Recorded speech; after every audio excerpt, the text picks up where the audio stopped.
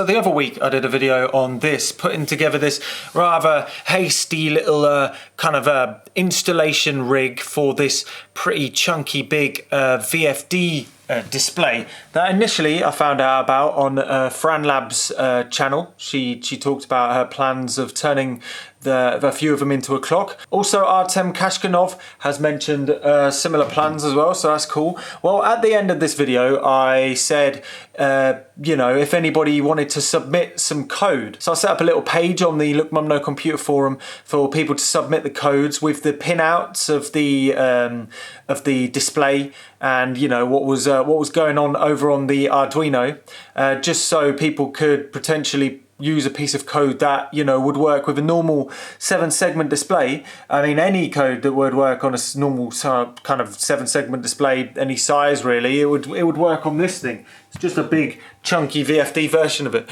But as you can see right here, it's looking pretty nice and chunky. There's a couple of reflections on the case. You'll see why in a second. Well, it's this great big thing right here, this button.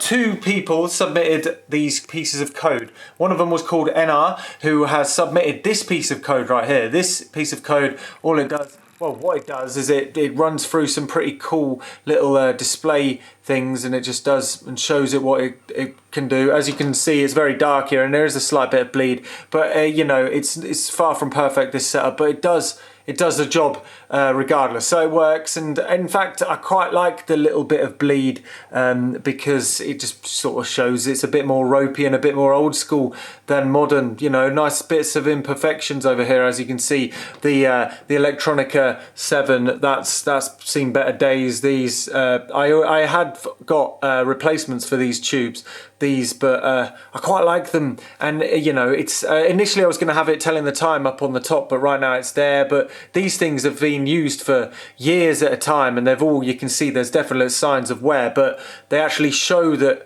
you know, these things do wear out over time. Okay, if one of them breaks and stuff, yes, I may definitely replace them with one of these, but at the minute it's pretty cool that it shows these certain imperfect kind of factors to this sort of technology. Anyway, so Ennar submitted this piece of code. As you can see, it's running over. It looks really, really nice. It's really cool. It's a damn sight better than the one I had. It goes all over the place, showing all of the different capabilities and just, you know, just being all around a cool ass display. Anyway, also Caustic submitted a piece of code which was a sort of a 10-sided rolling dice simulator. So you'd roll the dice and it would, you know, tell you a number.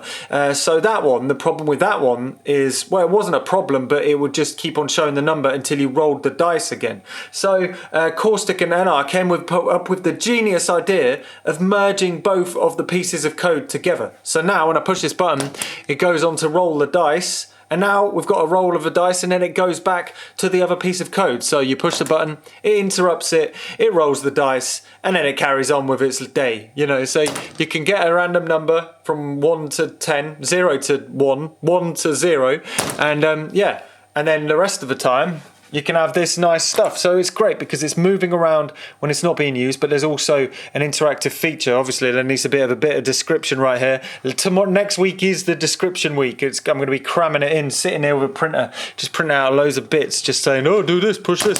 So that'll be one thing, but I just thought I should show you this. I don't think a live stream would have really suited it. I didn't really know how many pieces of code to expect, so the live stream idea was going to be if there was like quite a few bits of code, but this just seems right because now there's no need to choose between the codes because they literally merge them together, and that's how great, like, you know, people working together on the forum and on any forum really. It's just great that, you know, Ennar was able to make this really cool sort of screensaver section, and then Caustic coded yeah, this. You can check out both pieces of code as well as this piece of code over on the forum page. The link is below, and these codes will work with just a random little 7-segment display in an Arduino if you want to. So you can use these with that. In fact, I think Caustic even put up a video of his rolling dice simulator with just a small 7-segment display. But as you can see, hey, number 8.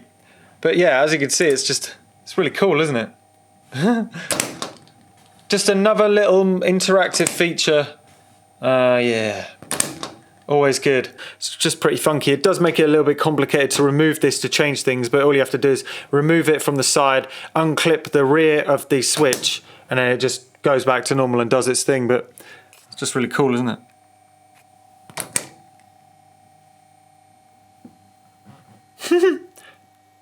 This display is turning out pretty snazzy, I've got to be honest. Also, a little teaser, there is this right at the background. It doesn't look like a screen, but this is a screen. You may have seen these before. The name evades me, but I'll be doing a video on that soon.